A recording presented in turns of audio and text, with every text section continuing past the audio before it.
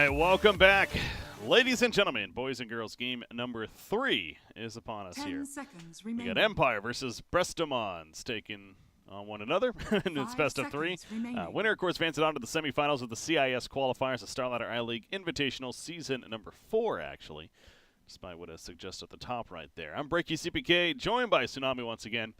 It's been a very interesting series. You know, we came into today, honestly, expecting not a whole lot as far as, you know, maybe the most competition. You got the big name You can say teams. we were expecting a 2-0. Yeah, let's just say that. But it's been pleasantly surprised. And even in the losing effort, Brestomans, again, you could tell this is a team that perhaps has something going. I mean, an up-and-coming team to look out for. So I'm interested to see how they finish off this series. They have an Omni Knight and once again the Sand King to do so, going up against the Ancient Apparition already. But the Omni Knight early pick, that is an early Omni Knight here.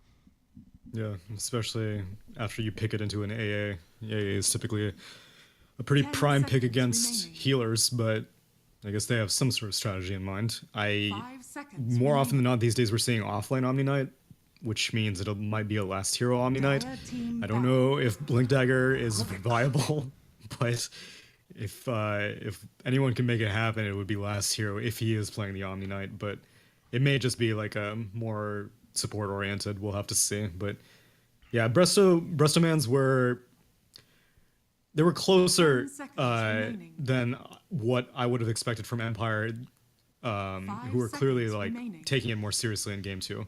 And so even though Empire was, you know, I'm not going to say that they were like fooling around in game 1 by any means, but you don't really know what to expect from an open qualifier team, especially whenever you're like your first seed and their last seed. But they showed up, and Empire must have, you know, taken a harder look at Brestomans, and still Brestomans came pretty close to not beating, but they were keeping the pace with Empire. And you had mentioned that Brestomans have, you know, stuck with mostly the same roster. Obviously, PO65 is a stand-in right now, but it seemed clear to me that this is a team that has played together for quite a while, and yeah, I do hope to see more from them in the CIS region moving forward. Absolutely. So we'll see how this draft continues to progress. And, you know, a hero that I was going to bring up, actually, with the early Omni Knight was that Razor. That's a combo that we have seen.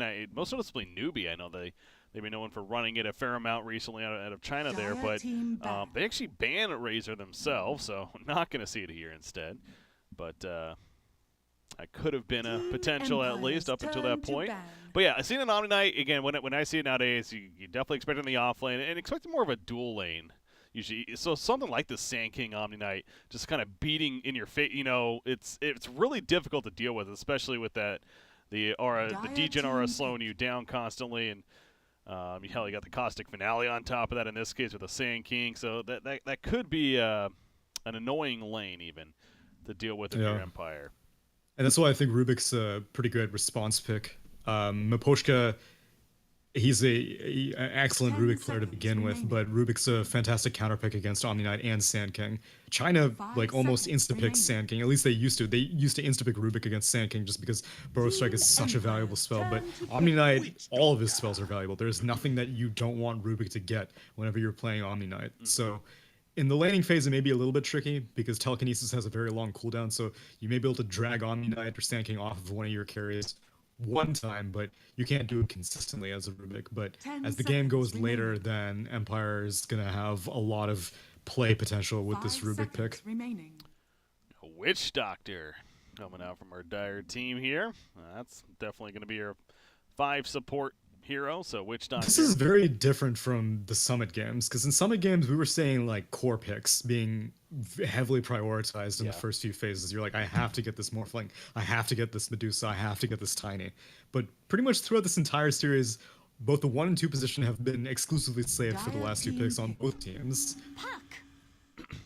Oh, there's and Puck. Morphling has just gone like completely uncontested this entire series. Morphling's interesting because Morphling, yes, is very popular right now for good reason, but I still feel like we're kind of waiting for Morphling to really be played to even a higher potential, right? Because I've thought about this before. The idea of the morph ability in itself and using that constantly within fights on whether your allies when you have the talent or the enemy heroes, and using abilities from that is it can be very fun to watch, and you figure a high-skilled Morphling player would be taking advantage of that to its fullest. So to do that, it definitely takes a lot of practice. And obviously, if you're competing, you would think that you're practicing it plenty because right now he is a top-tier hero. But I could also understand maybe not seeing it in a series compared to just seeing it every game for others.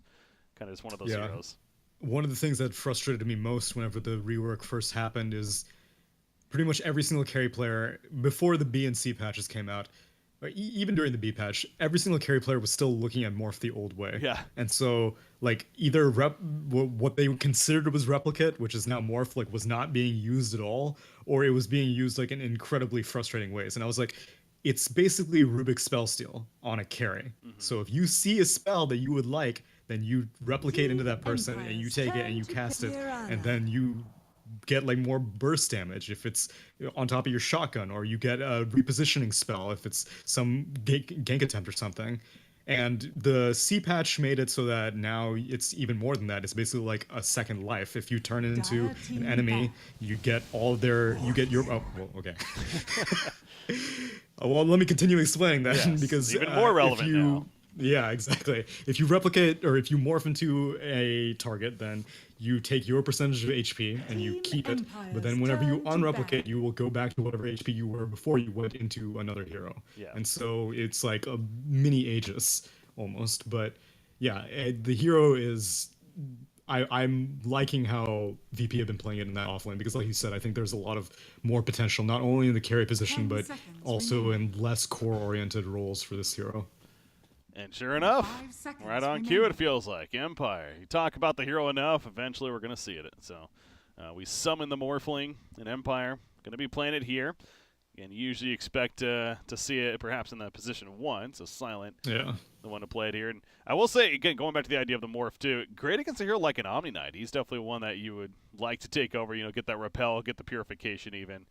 Oh yeah, that's definitely true, because you can turn into Omni Knight, repel yourself, and then unmorph, and then you keep the repel while you're in Morphling mode. So definitely a fantastic hero. And then same thing with Sand King. Like, you can basically go in to shotgun someone and then turn into Sand King and then Burrow Strike your way out, Sandstorm your way out. So there's definitely a lot of potential. And that may be what teams are looking for these days, because in Summit it was like, just pick Morphling, eventually we're going to find good spells. But maybe Empire's like, okay, this game, I see a lot of potential with an Omni Knight and a lot of spell steal capabilities with the Morph, so now is a good option to pick it. Yeah.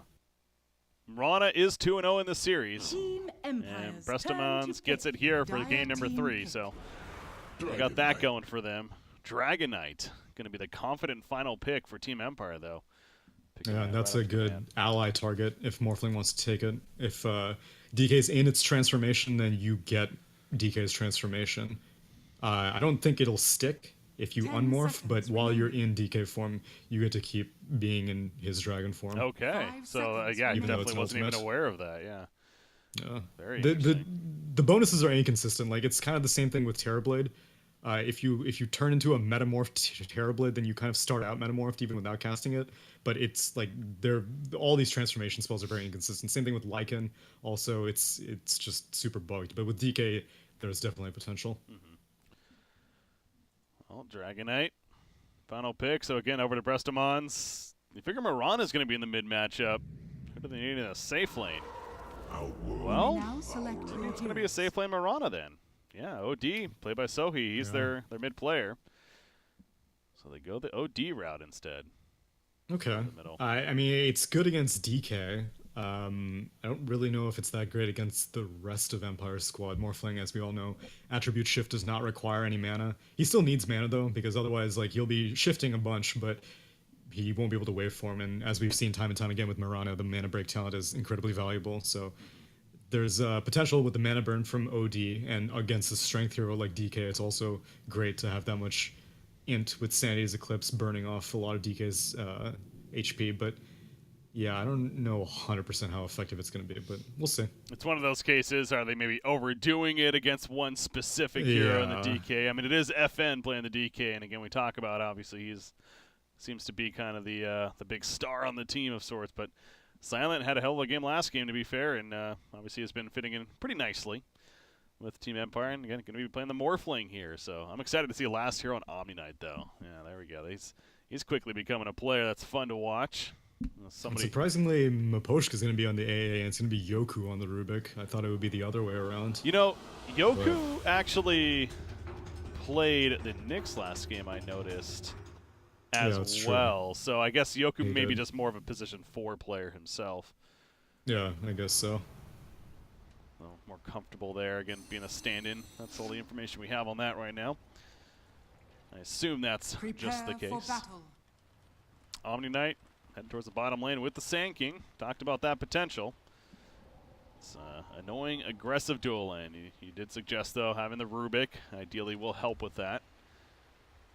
The Morphling. How is Morphling going to fare against it? Is it really just going to be on Rubik, but Rubik you're confident should be able to... I mean, I guess it can essentially run a defensive tri-lane here. Yeah, you have to run a defensive tri-lane, because against 2 melee heroes, like, normally a hero like Morphling will have trouble against that much, like, tank. Raw tank, between Sand King just being inherently like strength hero, and then you got Purification on top of that. But if you've got Chilling Touch and 3 ranged heroes, then you can definitely zone out the offlane. But the flip side is that, you know, Yoku's not going to be able to do that much roaming. AA is not going to be doing that much roaming, which is okay, because, you know, mid lane DK, he doesn't need any help, and off lane Puck, he doesn't need any help. So I think you just park all 3 heroes to make sure that FN gets his farm. Yeah. Poshka getting down some aggressive vision.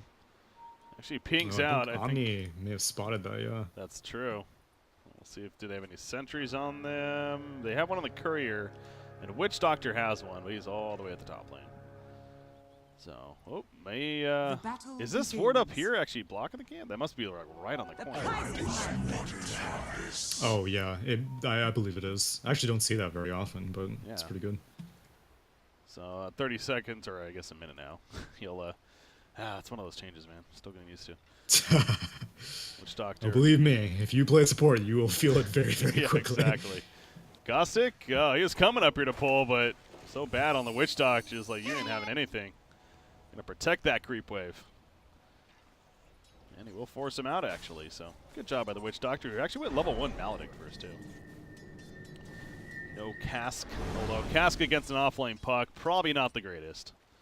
Yeah, shift. I wouldn't be surprised if he keeps it at 1 point. Max Maledict is a thing that I've actually been seeing more and more frequently. Oh, yeah. And it's so effective, mainly because teams just don't expect it. They'll be like, I mean, you put Maledict on me, what's the big deal? I know I'll take a little bit of damage, who cares? But then all of a sudden it adds up so quickly. So, as expected, the aggressive dual lane against the defensive trial lane. Omni Knight using the Purification for farm right there. He's feeling confident, though. Has a Stout Shield, has Tangos. Got Sand King kind of split up from his teammate with the boots he's picked up.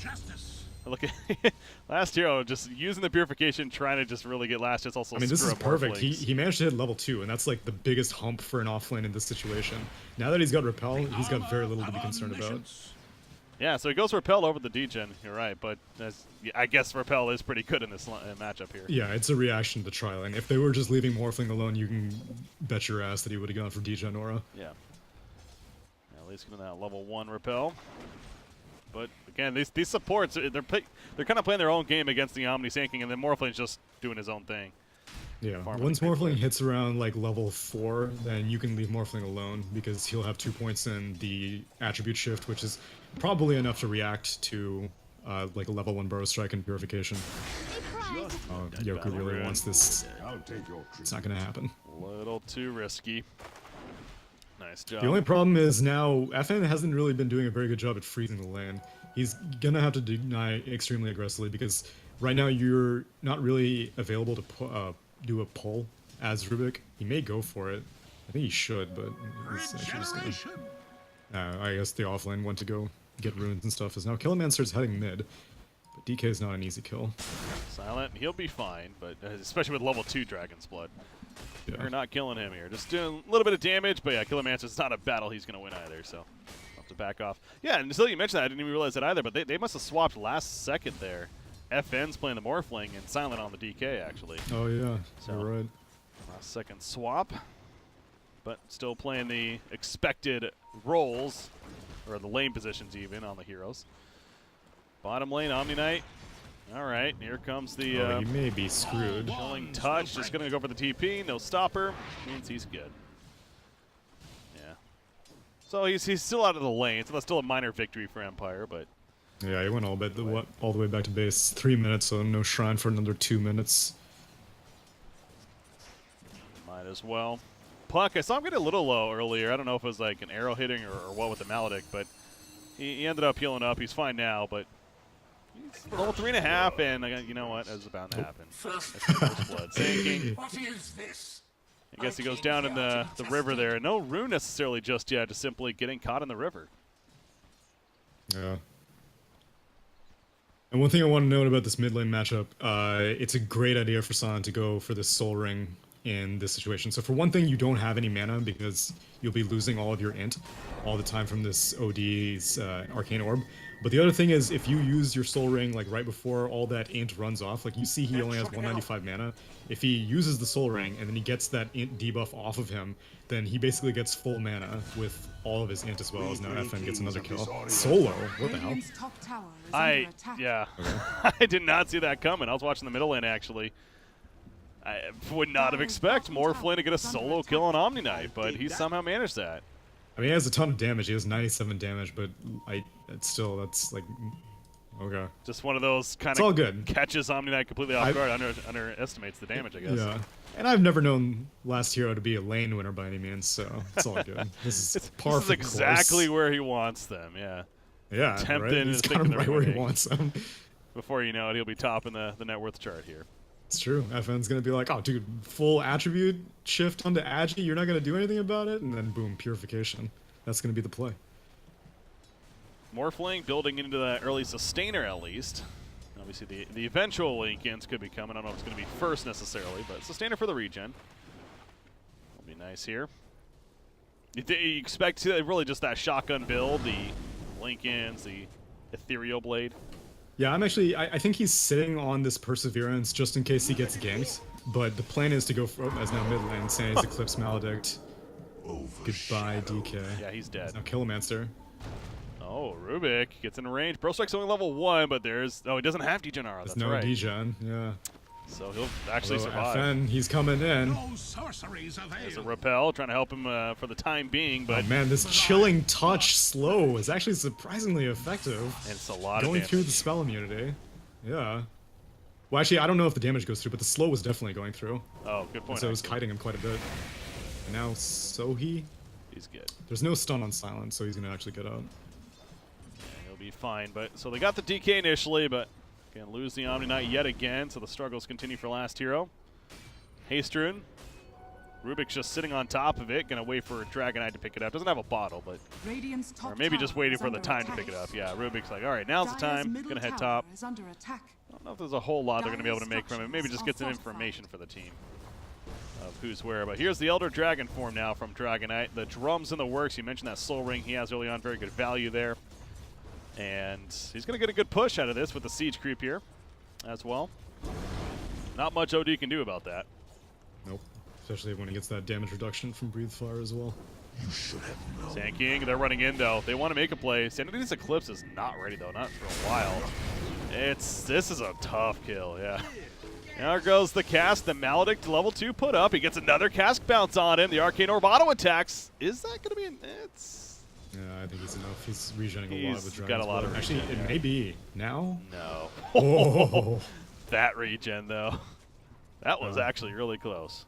And that's just 2 points in Maledict. I mean, he went for 2 points in Cask, which is fine, but like a lot of times, well, I mean, he doesn't want a healing ward anyway, but yeah, Maledict max is, it's so unexpected, especially against a hero like Morphling. Like a Morphling will not be willing to shift strength because he's just going to be like, well, whatever. I mean, it's just Maledict, and then all of a sudden, 1 tick, 2 tick, and you're losing so much HP. Yeah.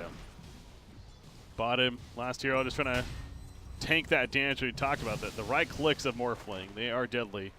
Once he has that full-on agility, 108 base right now, so yeah, has to be careful about that. Has died a couple times to it. Back to the middle lane OD. How was that matchup going last hit-wise? 42-6 Dragonite, 31-13 Outworld Devourer. So Dragonite definitely having the better. Look at the CS there, but Morphling, no surprise, leading the charts. 3,900 net worth currently. And he does have the full Lincolns just queued up now.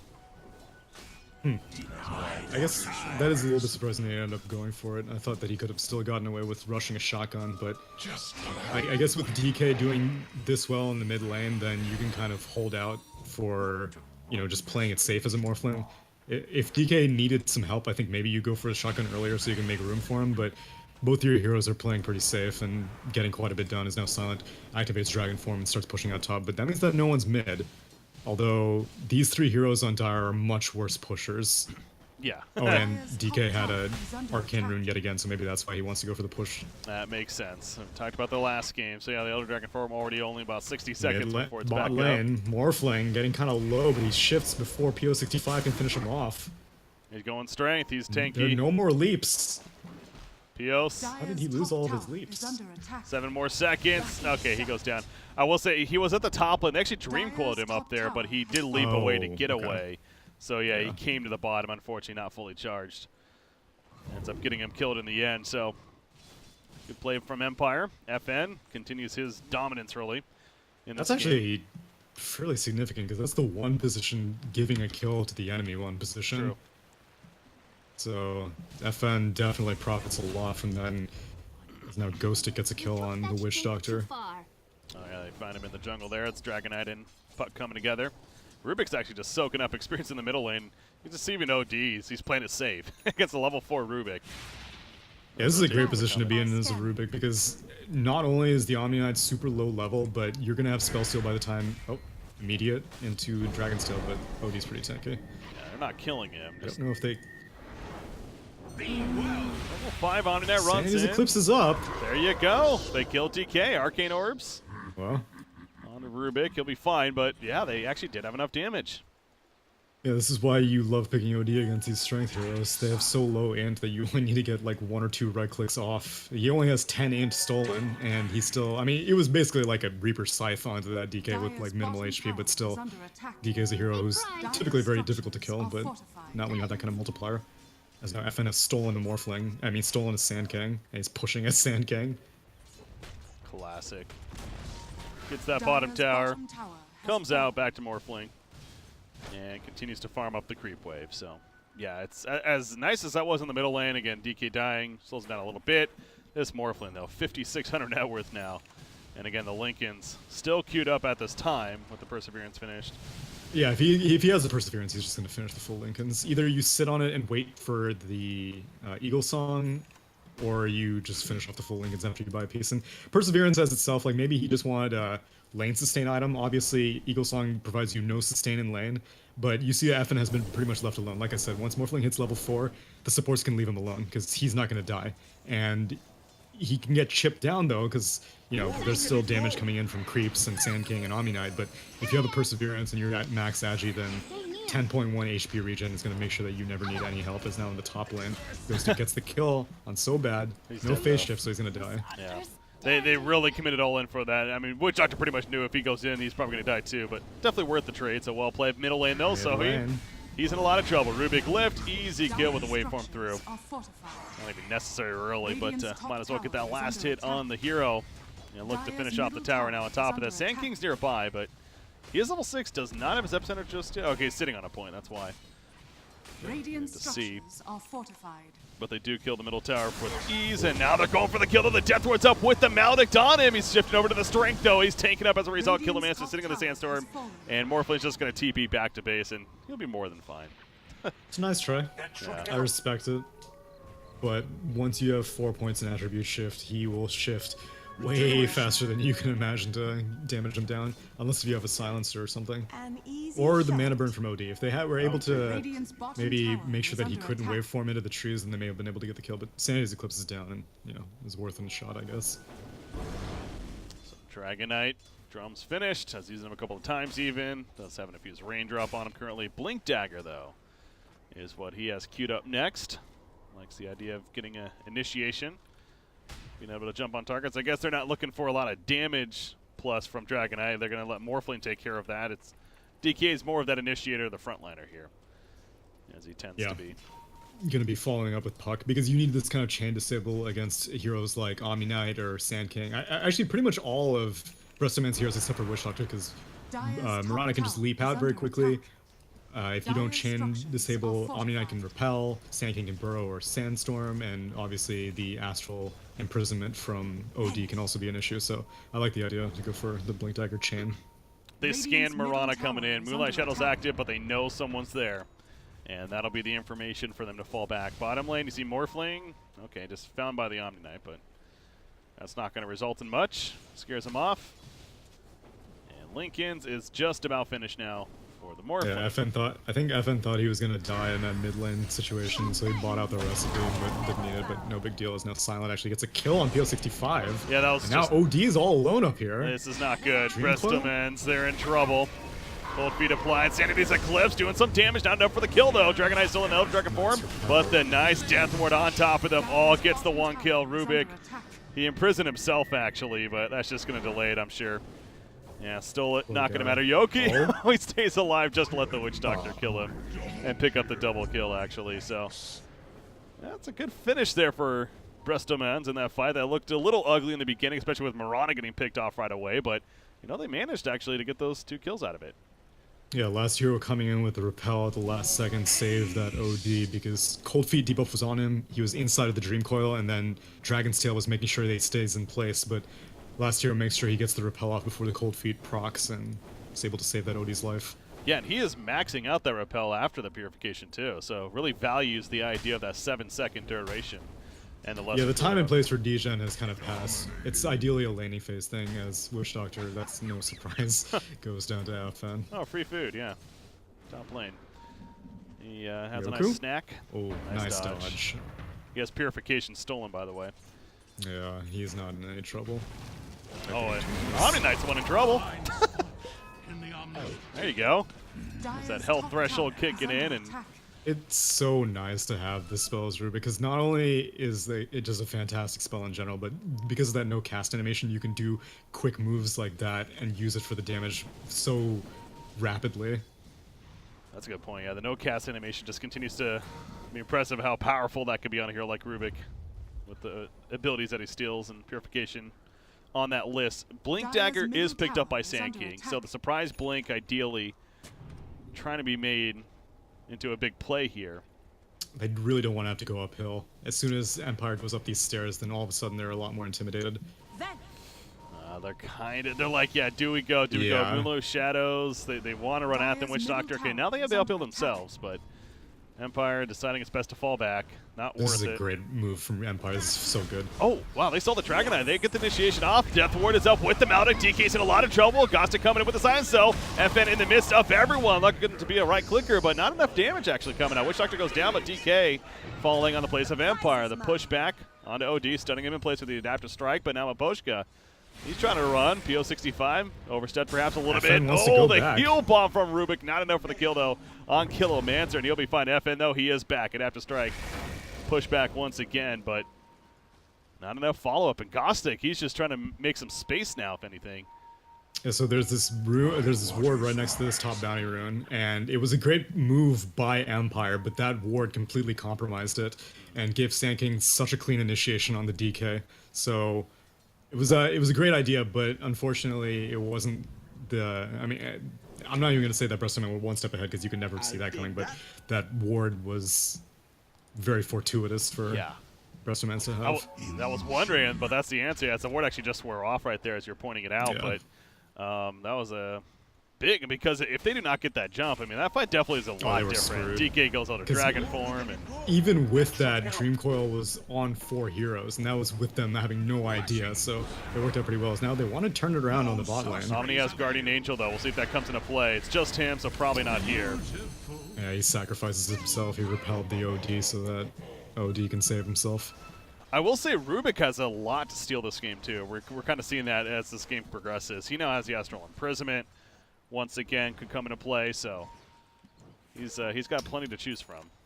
Yeah, and that's why I like that they're giving more farm priority to Yoku, which may have been another reason why Yoku's playing the Rubik is now AA. Nice Astral. Yeah, there you go. It's going to actually wear off one Malady tick. Oh, they kill Witch Doctor, and he still dies, but got the experience. Stayed alive long enough. So that'll end that fight, though, in full. Yeah, so I was saying that I think maybe that's part of the reason why they decided to give Yoku the Rubik, because he'll have farm priority, and a Blink Dagger on Rubik will be so valuable, as opposed to something like an Aghanim Scepter on an AA. Aghanim Scepter on AA would be nice, but the main thing is just getting the Frostbite debuff to make sure that last hero can't do very much regen with the Purification, and so a Blink Dagger initiation on Rubik is a little bit more valuable. Oh, 1560 gold saved up, so he's getting close. Puck using his own Blink Dagger to push out the middle lane. Ice Blast coming through. Debuff will connect on the Sand King at least, but unless, well, Puck might actually go in here. No, he's just going to say hello. And go the other way. And Silence kind of getting chased down, but no Blink Dagger on Soda. He went for a Force Staff instead. Gonna finish out into the full pike. Let's pay attention to Pio a little bit here on Mirana. We haven't really talked a lot about his progression, but has his own perseverance and actually planning to go Lincoln's himself here. Very defensive build early on for a hero like Mirana in this game. Is it really going to work here? Fairly surprising. Is now on the top lane. Kind of getting zoned out. Ghost Stick. Oh, nice Silence. No Burrow Strike potential. Well, gets it off eventually. At least kill AA, it seems like, so some kind of bonus there. FN, he's not really in trouble, but they see him. So he's good. But yeah, Mirana, very defensive build with the Perseverance into Lincoln's at this point. Assuming he completes it. I'm surprised that he's not going for the Mantisaw. I think maybe he was expecting the shotgun to come a little bit sooner, or he's just like prepping himself for the shotgun. But I think something like a Mantisaw will be very effective because the silence on Puck is going to be pretty difficult for PO65 to deal with. Because if I was Ghost Stick, I would always prioritize this Mirana for the Dream Coil and the silence. The silence you can use on the OD as well, but I think the rest of Empire is now going on last hero. He's dead. Yo! Yeah, what you were saying? Yeah, he's still dead. My soul is ready to be seen. Almost. If he used Guardian Angel there, he would have lived, but that's true. That'd be a greedy play. Top lane. No, FN. He's good. He has shotgun completed now. His farm's pretty good. 13,000 net worth. He's I mean, you know, 4,500 ahead of the next person. Not bad. This early on, not too shabby. GPM right now, 621. It's pretty good. What is a GPM button? I don't even know. I don't even use that one. Yeah, I have to click on the drop-down menu. 619. Let's look at fantasy points. So bad. Well, so bad, just lost a lot of fantasy points. Actually, they're all three. They're all three. It's bugged. Balanced. Literally unplayable. Bottom lane, OD. He's going to be lifted up into a nice Dragon Tail, and this is where you kind of see things clicking now for Empire. The clockwork's starting to go, and although, as I say, this Repel, Guardian Angel, now the turn play from the Dire team. At least that's the idea. The Sanity's Eclipse doing a little bit of damage to FN, but that shift, he'll keep him alive. They do kill Dragonite with an Epicenter, however, but the waveform back in takes it OD as soon as he comes out of the Astral Imprisonment, and FN, he's still feeling good. The Lincolns denies the Burrow Strike attempt. And now Sand King has to blink away, trying to survive himself. So as okay as that win for the Dire team in terms of turning it, FN is just so farmed, and you can feel that Maledict with the Death Ward, but Yoku can steal this, but no, he's not going to. I don't really know if it was the right call to put that DK under Astral, because they could have killed him without the Astral, but you bought a lot of time for FN to come into the fight. And then once FN comes in, then you're like, well, do we finish off the DK, or do we deal with this Morphling who's going to start blasting all of our heroes? But they ended up getting the DK kill in the end, but I think it was a panic maneuver to go for that Astral. Yeah. Yeah, Astral can be a little tricky sometimes, as you're pointing out, especially with the offensive use. You don't necessarily need it for the kill, especially in a team fight. You maybe want to save it for another situation, but right. Ultimately, Empire winning that one, and you got to think a lot of that because of FN. Again, the farm he has, the shotgun finished, and God, he already has another ultimate orb, so the Eye of Scotty is now coming. You thought it was tough to kill him already. It's just going to get that much tougher. I'm also noticing Rubik's keeping the no field offensively for the time being. Yeah, I mean, when you have the shotgun Morphling, then it just makes it that much easier. True. Unless if they get a repel. Well, they're like, all right, we'll go for another target, but Omni Knight will survive it. Just fairly nice time, though. Back lines. Burrow Strike's in on Miposhka. We'll stop him, so kind of two different fights going on. Miposhka getting low on the Ancient Apparition, but now here's Puck. Gostic going to take out Sankin. They all stick on the Witch Doctor as a team. and it's a 2-0 in favor of Empire. So a couple of different fights going on. Again, it results in favor of Empire still in both cases, even with a die in there in the end. They'll get the mid-tier too, and they're just going to keep pushing. You know, what's to stop them, it feels like. Yeah, you still got plenty of time left on Dragon Form. You got Repel on Yoku, so you don't even need to have a BKB on any of your targets. And they can't do anything to FN. Repel coming out right there, making a play with it. Morphline's going deep. He still has that morph. Holy crap. Yeah, that's pretty deep. That's tier 4 towers. Yeah, and so he had like a ton of move speed with that active drum activated by POC. Or who actually activated it? Oh, it was Omninoid. I'll lay back off. No need to push it. Let's not force it. Yeah, get a Roche if you're gonna make moves like that. Well, the tier 3 was getting low. They could have maybe stuck around to try to finish that off, but just not greedy enough. They decided it's best to fall back. They feel comfortable with where they're at. It's a deciding game. True. You drop this, you're out of the tournament. That is a very good point. Single elimination after all. So Empire would like to advance on to the semifinals, as both these teams would, but Empire definitely in the comfortable spot to do so, behind FN on this Morphling especially. But again, it goes back to you take out Morphling. I know you can't really do that, but if you were to take out Morphling as far as the net worth goes, it's a pretty even game right now. I mean, you got Mirana and Odie also up there. Sanking has actually been progressing pretty nicely. Yule's coming along, so potential definitely there for the Dire team, but they're going to have to kill the raid boss. More often than not, as so he imprisoned himself, he will probably pike. He's willing to break it? No, he's just going to chill. More often than not, whenever I see like a really top-heavy net worth, it's now yet again Repel is used. They can't do anything that is more flying. Oh no! Guardian Angel is now stolen. Yeah. Which honestly, I think Repel may have been a little bit more effective because if OD can't Arcane Orb this Morphling, then you do absolutely no damage. That's true. Well, he has the GA. Silence picked off elsewhere, so continue to watch this middle fight. This is actually decent for the Dire team. I'm not sure how that happened bottom lane, but it looks like the Sand King and the Witch Doctor happen to find the DK. Death Ward post Maledict, I guess. Radiant's bottom tower Okay, so this time the split fight works to the advantage of Brestomans. And they'll also have to defend the top lane now. So Empire, if you're Empire here, again, Morphling's having a very good time. Are they just, I mean, what are they waiting for as far as truly objective-wise? They're trying to kill Mirana middle lane. Shotgun, that'll happen. Kill Mirana. Maybe just waiting for picks like this to now.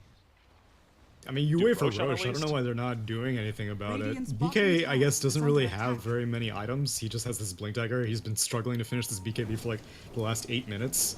But they just need to make a concerted effort to take Roche. You don't need to wait for the BKB on DK, in my opinion. Morphling is more than strong enough. He's nearly he's over twice the net worth of the Mirana, or not yet, but he's getting close to that point. And what I was going to say is that whenever I see these top-heavy net worths, one of my, like, I do think like you sometimes where it's like, well, you know, if you take away that Morphling, then it's kind of an even game. But that's usually, okay, fine, let me go for Roche. That's usually whenever it's like hero like Phantom Assassin, or heroes that are very vulnerable to, like, if they overplay their hand, they will die. But a Morphling isn't really in that situation. It's very difficult for a Morphling to kind of play dumb and get caught out, especially when you're this far ahead. And so, it was nice that they got those picks on Silent and whatnot, but until you kill Morphling, you're not anywhere in this game yet. And now if you happen to kill Morphling, he just comes right back up. Yeah, and that's assuming that he doesn't morph. And, you know, like, I haven't even seen him morph. He doesn't even take the ally target. He just takes the morph duration. And so, you know, there aren't really that many great targets for him to steal because they're all so underfarmed that, like, I don't know if you take the enemy's level or if you keep it. Oh, you take the enemy's level. Oh, as now they get a kill on the Poshka. Dragonite, he's falling back, and he'll blink away before the cast really does too much. FN's going in with the double damage, as you mentioned. A couple of auto attacks. Beal has to leap away double himself. Repel will help save and kill him. Answer gets the epicenter off of the backlands, hides in the sandstorm, doing some damage, but not going to be enough to get any kills out of it. FN going in and poisons Sanity's Eclipse, going with the strength for him, and he gets a triple kill. Godlike indeed. What a dodge, and GGs are being called from Brestomans. In the end, Empire will be the victor with a 2-1 series win here, but you know, definitely props to Brestomans for putting up a great fight, really, in the overall series. But ultimately, the team, as expected, does come out on top, and that is Empire. It's a shame they didn't give last hero a playmaking hero, because, I mean, yet again, he was able to somehow find farm on this Omni Knight, despite yet again having a miserable lane. but Omni Knight's not a hero that can make space or a hero that can really win games when you're behind.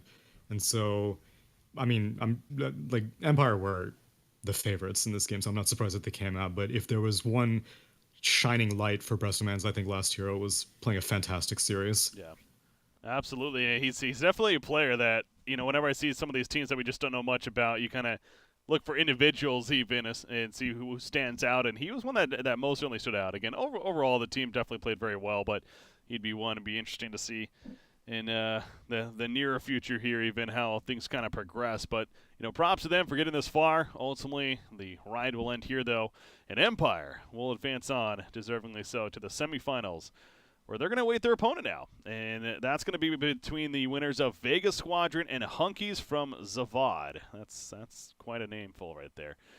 That is set to happen here pretty much right now. We're going to look to get that lobby going, I'm sure, and jump right into it as soon as possible, as the default time was about a half an hour ago even. So I'll have any updates for you guys if I get them, but going to be going on that short break right here. Sit tight, guys. Empire advancing on. We got Vega Squadron versus Hunkies from Zavad.